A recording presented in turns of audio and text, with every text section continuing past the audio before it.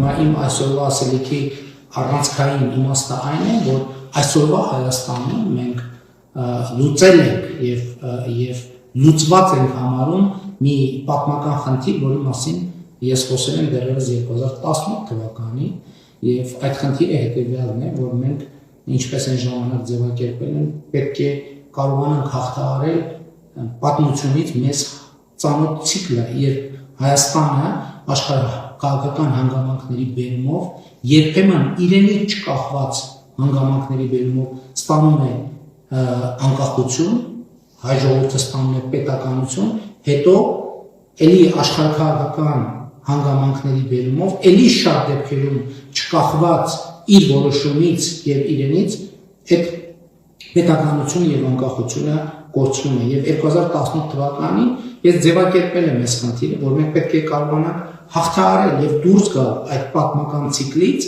եւ մտնել մի ցիկլի մեջ, որտեղ մեր պետություն ունենալը կախված է բացառապես մեզնից եւ մեր կայացրած որոշումից։ Եվ ահա հիմա թույլ տվեք համոզմունքով եւ համոզված պնդել, որ 2020-ից 25 թվականներին մենք այս խնդիրը լուծեցինք։ Մենք ոչ միայն հաղթահարեցինք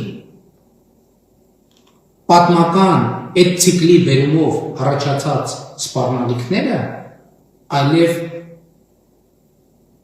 մտանք մի պատմական փուլի եւ շրջափուլի մեջ, երբ որ պետություն, ինքնիշխանություն, անկախություն, զարգացում, ազատություն, բարեկեցություն ունենալը կախված է մեր բացառապես մեր կայացրած որոշումներից։ Եվ սա ձեռքբերում է, որը պատմական է։ Սա ձեռքբերում է, որը պատմական է։ Ну, 3 наши были оговорки серьезные.